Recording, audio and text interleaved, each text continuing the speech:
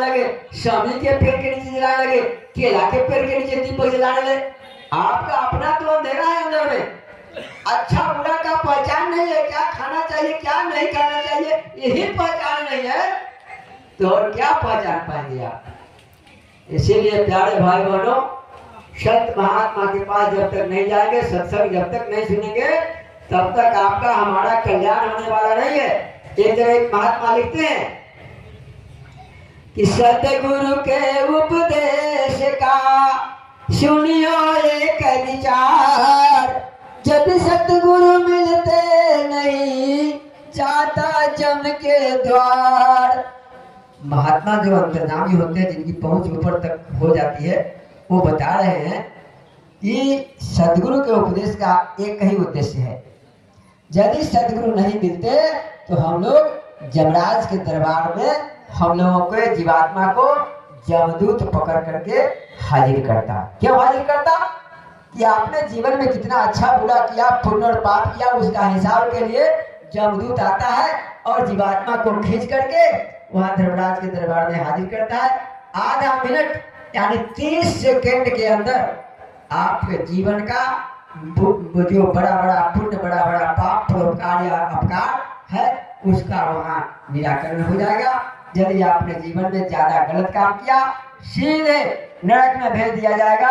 यदि आपने जीवन में अच्छे परोपकार का काम ज्यादा किया तो आपको स्वर्ग में भेज दिया जाएगा। और फिर आगे लिखते हैं, जम के द्वारे दूत सब करते खींचातान, इससे कबहु न उमरता पड़ता चारों खान। चार खान के भरम ते कबहु न लहता पार, सो तो फेरा मिट गया सतगुरु के उपकार। 4 खान 84 लाख दुनिया का चक्कर लगाने का फेरा आपका खत्म हो गया। किनके? सदगुरु के उपकार से। और जो लोग रोज सुमरन ध्यान भजन करते हैं, तो जो सुमरन ध्यान भजन करते हैं उनकी बैलेंस, जीवात्मा के दौलत का बैलेंस इकट्ठा होता जा रहा है। ये धन दौलत जो रुपए पैसे हैं, ये जो आप जमा करते हैं बैंक में या मोबाइल के द्वारा ही, वो तो आपके अकाउंट को कोई भी दिखला देगा, कोई भी पढ़ लेगा कितना जमा है। भले निकाल नहीं पाए, निकलेगा आप ही के अंगूठा से, लेकिन उसको भी पता हो जाएगा कि इनके पास बैलेंस इतना है। और आपने जो सिमरन ध्यान भजन किया, यह गुरु को छोड़ करके दूसरे को पता नहीं है। उनको पता है कि कितना समय सिमरन ध्यान भजन में देता है या कितना समय शाकाहारी के प्रचार प्रसार में लगाता है। कहा गया है कि समर्थ संत सदगुरु के आदेश से कुछ भी दूसरा तीसरा काम भी किया जाए, वो अब लगे हुए समय को भजन में जोड़ दिया जाता है। जैसे गुरु की आज्ञा का पालन करना ही गुरु भक्ति होता है। और कोई चाहे कि गुरु जी का हम सेवा करें, सार्वजनिक संभव है? अरे 1 2 5 चेला रहेगा तब ना कोई सुबह में, कोई दोपहर में, कोई शाम में थोड़ा सेवा कर लेगा। लेकिन जिनके करोड़ों प्रेमी है, वो कितने लोग सेवा करेंगे? तो परमार्थ का रास्ता इन्होंने बना दिया कि जो शाकाहारी का प्रचार करेगा, यानी गुरु की आज्ञा का जो पालन करेगा, वो अभी गुरु भक्ति होती है।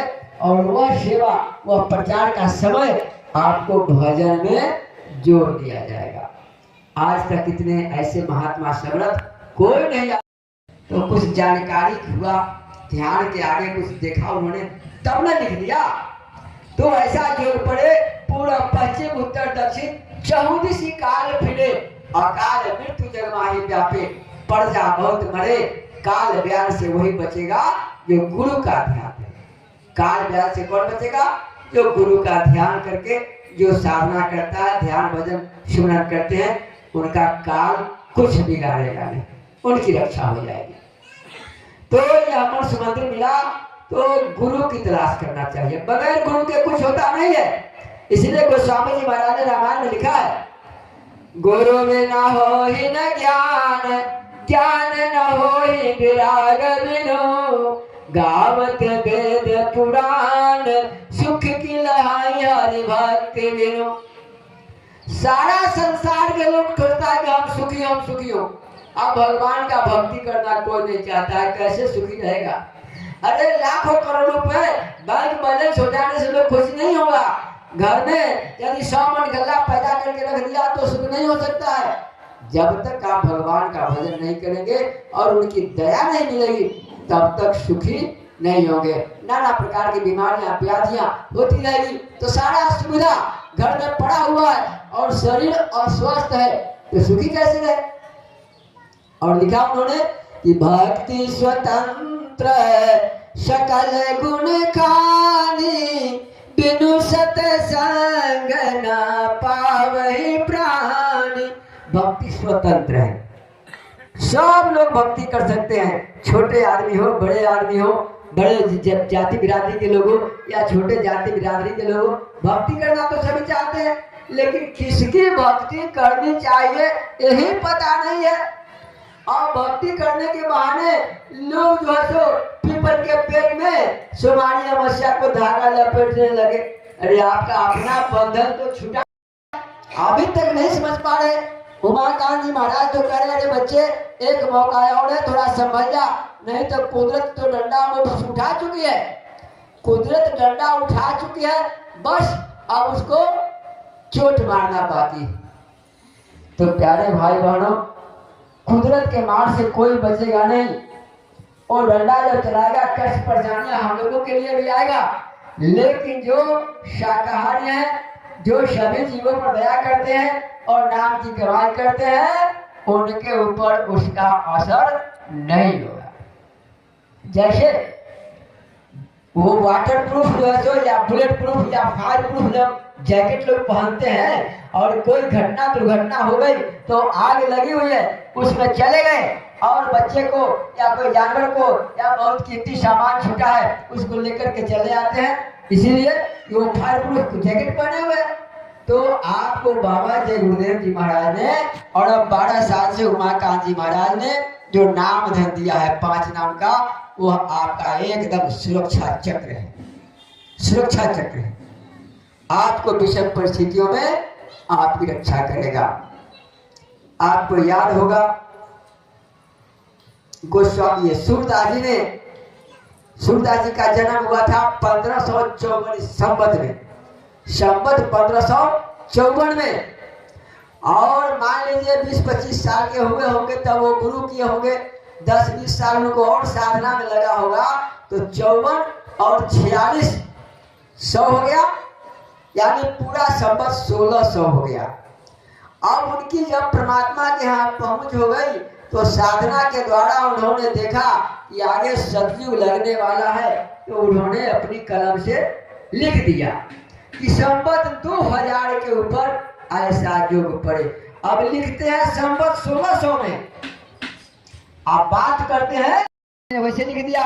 और गीता में ये भगवान कृष्ण ने कहा है यदा यदा ही धर्मस्य ग्लानिर्भवते भारत, माने जब जब भारत में धर्म की हानि हुई है तब तब मैं किसी न किसी रूप में आ गया हूं और अत्याचारियों का सफाया करके धर्म की स्थापना कर दिया।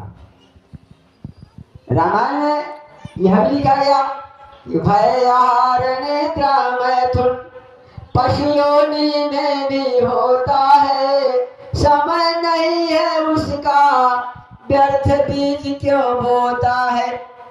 भय माने डर, डर पक्षी को भी है, जानवर को भी है, इंसान को भी है। आहार माने भोजन, भोजन की आवश्यकता पक्षी को भी, जानवर को भी, इंसान को भी।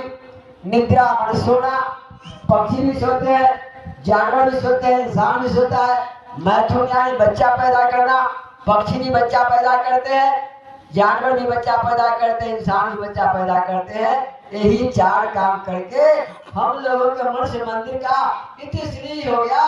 तो पक्षी, जानवर और इंसान में अंतर क्या है? हम लोग तो मनुष्य मंदिर मिला है बड़े भाग्य से, 5 तत्व से यह शरीर मिला हुआ है। क्षितिजल पावक गगन समीरा पंच रचित अधम शरीरा। यहाँ गोस्वामी जी कहते हैं कि यह शरीर जो है 5 तत्व से बना, यह अधम है। और एक जगह लिखते हैं कि बड़े भाई मानुष पावा, ये दोनों प्रकार का यह शरीर कैसे हो गया? तो जो व्यक्ति संत महात्मा के कहने पर शाकाहारी बन गए, भगवान का भजन करने लग गए, जीवात्मा को अपने घर पहुंचाने के लिए साधना में लग गए, उनके लिए यह शरीर बड़ा भाग्यशाली हो गया।